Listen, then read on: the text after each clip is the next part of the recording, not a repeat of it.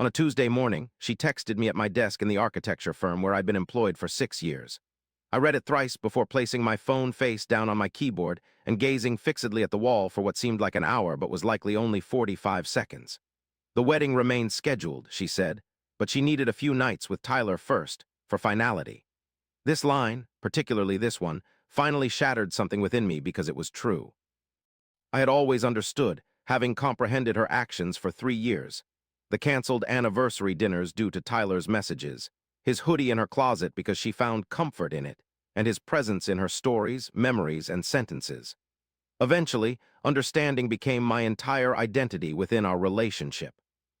A patient and accommodating figure molded in human form, I am Jordan Blake, aged 31. I serve as a project architect at Delaney & Partners, based in Denver, Colorado.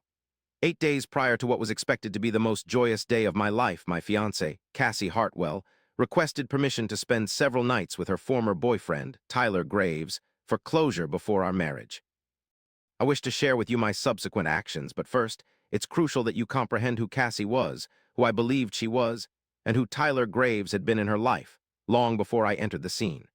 If this story resonates with your experiences, or if you've ever found yourself understanding someone while they took advantage, please subscribe. Comment below with a word that encapsulates your current feelings upon reading this introduction. And if you appreciate our content, provide a thumbs up. Your support means more than you realize. Now let's delve into it. 3 years ago, on a July Friday night, I encountered Cassie at a get-together on a rooftop in Lodo, Denver's lower downtown district, hosted by a common acquaintance. The evening was one of those idyllic Colorado summer nights with the sky remaining bright until 9 and the mountains appearing as if plucked from a painting on the horizon. Cassie stood debating architectural aspects of Union Station with someone else, eloquently discussing sight lines and pedestrian traffic. Drawn by my profession, I approached her. She was articulating insights about these topics that were astute and intriguing. That encounter marked our beginning. We conversed for 4 hours that evening.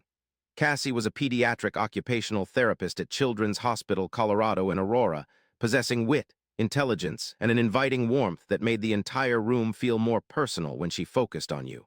Before the gathering concluded, I requested her number. The following morning, she initiated contact via text message. Our first 6 months together were remarkable. My younger sister Cassie, living in Fort Collins, met me and quickly formed a close bond that made me feel like the universe was validating something. She accompanied me when I visited my parents in Littleton. My father, a retired contractor named Frank, instantly liked her as she showed genuine interest in his work and recalled the conversations. My mother, Diane, privately expressed to me after our first dinner that Cassie was exceptional. She is the type of woman one builds a life with, Jordan. Approximately 4 months later, Tyler emerged, not through a revelation or confession, but casually as an older chapter in my life. They had dated for 2 years during their mid-20s. He was now a musician residing in Austin.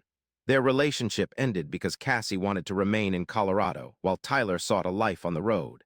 The ending wasn't dramatic, it was simply ill-timed. I had no concerns about Tyler, as there was no reason for them.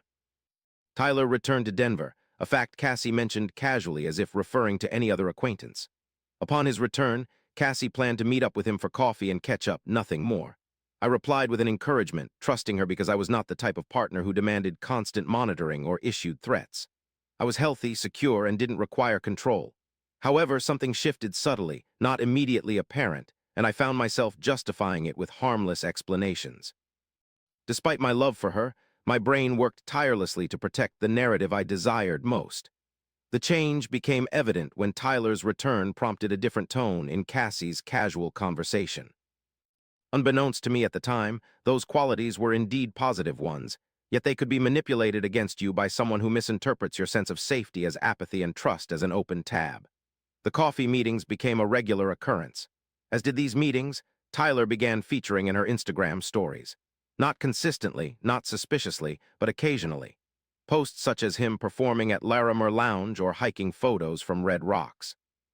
Common things you'd post when someone is your friend, yet she spoke about him differently than other friends. There was a unique quality to how she pronounced his name, a subtle softening. As if the very sound of it felt familiar in her mouth, unlike other names. I picked up on it, I registered it, but took no action because what viable steps could I take? Accuse her of the way she said a name? I broached the topic once, about 8 months before the proposal, cautiously. I mentioned observing a close bond between her and Tyler, wanting to ensure our understanding remained clear. She showed understanding. She explained that while they shared past experiences, the romantic aspect was no more. She assured there would be no disrespect towards our relationship. She emphasized that I was her choice. I chose to trust her conviction, as being overly suspicious in a partner wasn't the person I desired to be. I proposed to Cassie on a Saturday evening in March at the Stanley Hotel in Estes Park. The proposal was meticulously planned for months. The Stanley, situated on the edge of Rocky Mountain National Park, retained enough snow in March to give an otherworldly feel to the surrounding landscape. I possessed the ring, a basic round cut diamond on a slim golden band, since she mentioned simple settings were her preference. I organized for us to dine in a secluded corner of the Cascade restaurant. Her parents arrived from Colorado Springs, my sister Paige hailed from Fort Collins. A photographer was strategically placed outside the window. Upon kneeling, she began crying before I completed the sentence. She responded with a yes mid-question. Her father, Bill, a reserved accountant, extended his 2 hands and congratulated me afterward, expressing pleasure that she found someone like me. The engagement phase predominantly brought joy.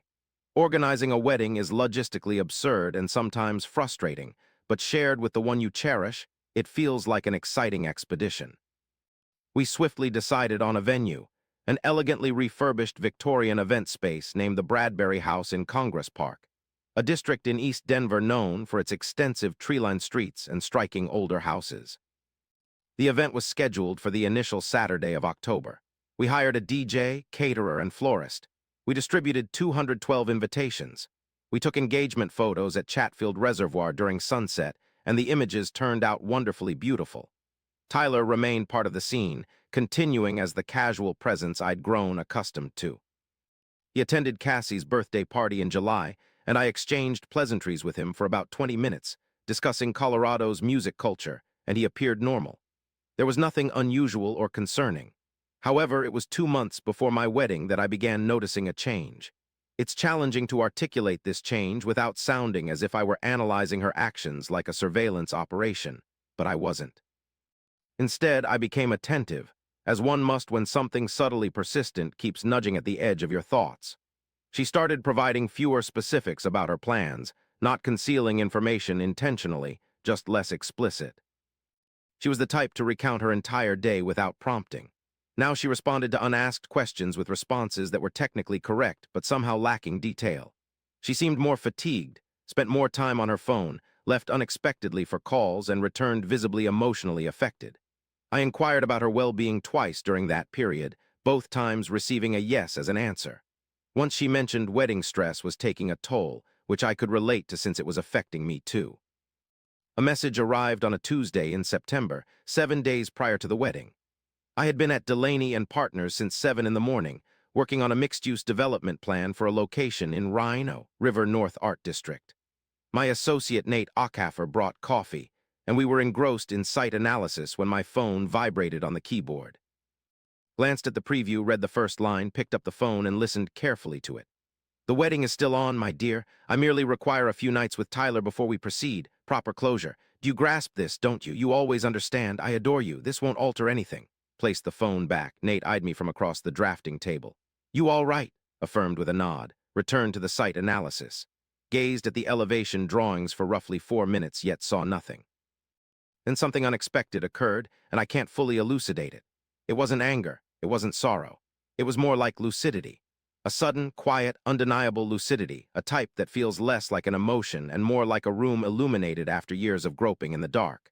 I comprehended with exact clarity what she demanded from me. She wanted me to acknowledge that her love for me could coexist with her spending several nights with the man she never truly relinquished. She requested me to categorize it as something sophisticated, grown-up, and advanced. She portrayed it as intimacy and truthfulness, overlooking its implications for me to be on my own in our apartment 8 days prior to our wedding, aware of her location. She assumed I would comprehend. She was expending the value of my tolerance. My forbearance served as the financing for her decisions. "You always grasp it." I responded with 4 words through my phone: "Act as necessary." Subsequently, I stepped outside onto Brighton Boulevard's sidewalk and contacted the Bradbury House. The person who responded was their event coordinator, a proficient woman named Dana whom I had communicated with likely a dozen times over the past 7 months. I informed her that I needed to rescind the October wedding. There was a moment of silence. She expressed sympathy for my situation. She asked if I was positive.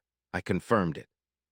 She mentioned she'd send a cancellation confirmation to both her email addresses according to their standard process. I agreed. After our conversation, I stood still for another minute.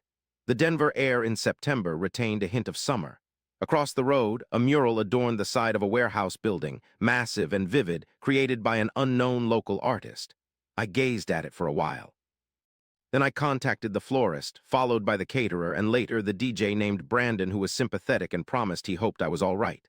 Lastly, I messaged my sister Paige. "Wedding canceled. Details soon. I'm fine," was all I said.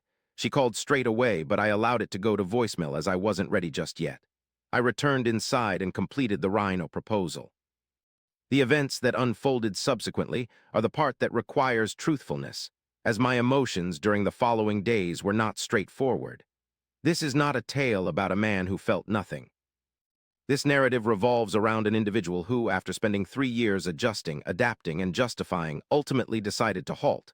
I tread softly. That night, I didn't engage with Cassie nor reached out to her. No retort was sent in response to her text. Instead, I returned to the Capitol Hill apartment we shared, another neighborhood of Denver, prepared a meal, watched some TV, and retired for the night. It appeared that she was elsewhere with Tyler, and she didn't return home that evening. The next day, I initiated practical measures. I reached out to my attorney, Ellen Kaufman, based in Cherry Creek. I collected the papers that belonged to me. In a calm and uneventful manner, I started the procedure of disentangling my life from the one we had jointly constructed. On Wednesday evening, Nate arrived with a six-pack, said little for an hour, which was perfectly appropriate. My father's voice over the phone on Thursday was calm and comforting, making me struggle to maintain my composure. On Friday, Cassie learned about the venue cancellation. This happened while she was at her bachelorette party, arranged by her maid of honor, Ashley Greer. I've always admired Ashley. She, like everyone else, was taken aback by this turn of events. They were dining in Cherry Creek North when Cassie's phone rang. It was Dana from the Bradbury house, confirming the cancellation according to their standard protocol. Cassie appeared frozen at the table, excused herself, and stepped outside. She attempted to reach me 7 times within 45 minutes on Friday. I ignored the first 4 calls. On the 5th, I answered. The conversation was unexpectedly subdued. Unlike her usual demeanor, Cassie wasn't shouting. She never did. She was weeping, distinct from her usual self, echoing the grit of someone who had suddenly smashed into a truth they had firmly believed would remain elusive. "Jordan, what transpired?" Not an inquiry. A declaration. An explanation. "I called off the wedding, Cassie." Why did you make that choice? I assured you the wedding was still happening." "I'm aware of that." "Then why?" "Because you requested I spend the week preceding my wedding alone while you were with your ex-lover. And I followed your instructions, and then I acted according to my needs." Pause. "That's unfair." Her voice faltered on the final word. "I understand it may not seem that way to you, Jordan. I was being truthful with you. I was trying to be truthful. I didn't wish to deceive. And here's the point. I canceled the wedding because you asked me to isolate myself during a critical week while you were with someone else. And I did what you asked, and then I did what I believed was necessary. After countless sleepless nights in my recently acquired 1-bedroom apartment in the Baker neighborhood on South Broadway, it was this very matter that consumed my thoughts. She spoke truthfully, without a doubt, but her honesty didn't equate to respect. Even if you tell someone every detail of your actions towards them, it doesn't negate the harm you inflict. Sincerity devoid of concern for the other party is not virtuous, it's mere communication. "You could have discussed this with me," I stated. "Before you sent that text, we could have communicated. If there were lingering issues with Tyler, if there was a need to clarify matters, such discussions should have been had between us, not reduced to a text message outlining your intentions." A pause followed, and then she said something that still resonates within me. "We could have talked." "I hadn't expected you to act. I assumed you'd be content. You're always comprehending. I informed you we wouldn't have a lengthy discussion that evening. I expressed regret for the distress you were experiencing sincerely. I hoped you and Tyler would find whatever you were seeking. Then I ended the call. Ashley Greer texted me at 11 that night, apologizing. She admitted her ignorance. She explained Cassie was in a state of confusion and she didn't know how to help. I valued her message. I reassured Ashley she was a good friend and that none of this was her fault. The aftermath of the ensuing days was as complex as one would anticipate when 212 guests had been invited to a wedding that was canceled. My family responded with dignity. My parents arrived from Littleton on Saturday, and my mom hugged me for a long time in the parking lot of my building without uttering a word that was wrong, a rare talent. Paige arrived from Fort Collins with homemade food, her expression of compassion, and spent most of Sunday with me. Cassie's family suffered differently. Her father Bill phoned me unexpectedly. He expressed regret, something I hadn't anticipated. He acknowledged not fully grasping the situation, but apologized for his daughter causing me pain. That phone call was one of the hardest moments in those weeks, as Bill is a good man struggling to comprehend that he may not have truly known his daughter.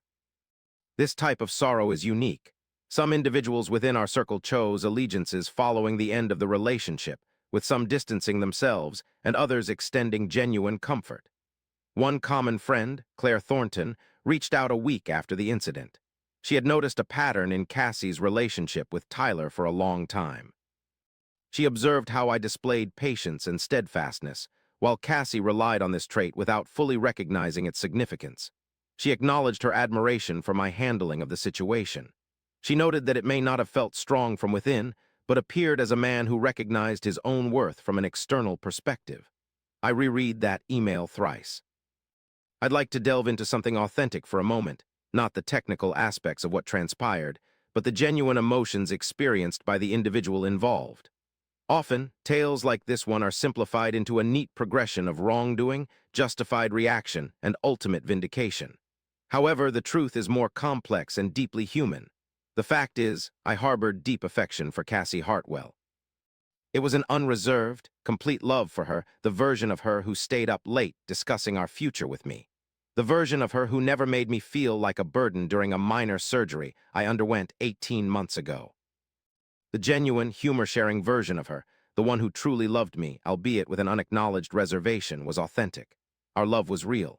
When I called off the wedding, I was left with a complex grief devoid of a clear antagonist. Cassie hadn't been feigning our relationship or manipulating me from the start. She loved me as she could, sincerely and affectionately yet reservedly. A door she never fully closed remained ajar, perhaps even unrecognized by her. Sometimes we are oblivious to the truths about ourselves that others can clearly see. I didn't harbor hatred towards her. I couldn't muster hate, and I gave up trying after a week as it seemed like an unnecessary use of energy. Primarily, what I felt was a subdued sadness for the future I had imagined in my mind. In October at the Bradbury House, surrounded by aged Victorian ceilings and cherished companions in a unified space. Then envisioning the Capitol Hill flat as an eternal abode, though legally ours for another year. The life shape I had anticipated was lost. No more was I to harbor bitterness. Instead, I would channel that energy into creation. 6 months have elapsed now. This writing comes from my Baker apartment, transformed into a personal sanctuary. A drafting table by the window accommodates nightly personal projects, consisting of sketches and ideas distinct from work responsibilities. The South Broadway neighborhood echoes with weekend noise, and I've learned to coexist peacefully with it. I frequent a coffee shop named Hooked on Colfax, located 2 blocks north, every Saturday morning. I spend 2 hours there engrossed in reading, an activity I had abandoned during the last year of my engagement, unaware of its absence from my life. My work is thriving, with the Rhino project undergoing a significant overhaul and my director, Laura Ewan, praising my innovative design concept. This praise was validating. My bond with Nate Ockhaffer has strengthened. He sat opposite me on that fateful Tuesday morning, recognizing my distress without me needing to speak first. We now embark on a weekly trail run at South Table Mountain in Golden each week. Nate is the kind of friend who appears when you need him most, rather than at a convenient time for him, a quality I didn't fully appreciate until this year. Once unplanned, I encountered Cassie in January at the REI flagship store on Cherry Creek Drive while browsing hiking gear. Rounding a corner in the boot section, there she was. We both stopped and greeted each other. In that moment, we calculated how much to acknowledge and what to discuss. She seemed all right, yet bearing the marks of someone navigating through a challenge. I'm unaware of Cassie's situation with Tyler. Neither did I inquire, nor did she disclose it. Our encounter in that aisle lasted approximately 90 seconds before we parted ways. For several days afterward, I pondered over those brief moments. Not out of longing, but more so, acknowledging the transformation and recognizing what was preserved amidst the loss. To those watching who have been the supportive companion, you know who you are. You've been misconstrued as tolerant, perceived as needless, and seen as accommodating, which others have taken as an endless source rather than a thoughtful, costly decision. You've been silently maintaining the balance without recognition, and unfortunately, your efforts were overlooked, leading the other person to believe it was just your nature. Your patience isn't a weakness, it's commendable. The same applies to your comprehension. They are virtues that make you valuable. However, these traits require reciprocation. They call for the same thoughtfulness, attention, and proactive effort to safeguard what you're offering. When this isn't returned, you're not in a partnership. Instead, you're playing a one-man show of a partnership. In my response, performing the necessary actions, which included phoning the venue, was not an act of revenge. It's crucial to clarify this distinction because revenge and consequence are fundamentally different. Revenge involves inflicting pain, while consequences stem from honesty. I was being truthful with both myself and her. I was expressing my identity, stating what I could accept and making clear what I couldn't. The 4 words I sent her were not meant as a punishment, but the most sincere statement in our relationship. A few weeks ago, my sister Paige asked me what I had learned from the experience. We were seated on her porch in Fort Collins, with a view of the native plant garden she and her husband Troy are cultivating, and she posed the question directly, as if expecting an honest answer rather than a sanitized version. After contemplating for some time, I realized that being selected is not equivalent to being appreciated. One can select you without fully appreciating you. They may desire your presence in their life without fully comprehending the price you paid to be there. Selection without appreciation is not love, it is convenience. I came to understand that clarity is not harshness. For 3 years, I confused my own tolerance for kindness and considered truthful, challenging discussions as unkindness. However, what was truly considerate for both of us would have been to acknowledge sooner the nature of our situation. The considerate thing would have been to admit earlier that Tyler's role in our relationship was something I had yet to fully accept, and that it warranted a genuine conversation rather than silent approval. My silence was not benevolence. It was evasion disguised as gentleness, and I learned that certain doors must close completely before new constructions can be made behind them. Cassie's door to Tyler remained only partially closed. She may not have realized it until she felt the desire to traverse it again before the wedding. This isn't indicative of a flaw in character. Rather, it's a sense of incompleteness.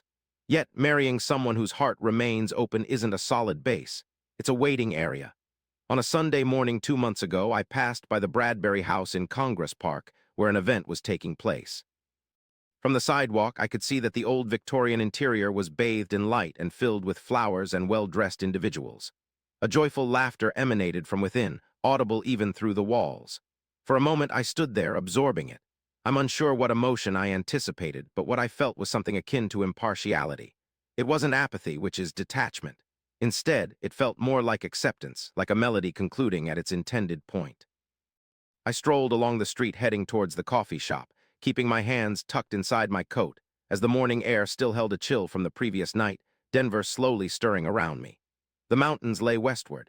Majestic and unchanging, they were oblivious to whether Jordan Blake's October wedding had taken place or not.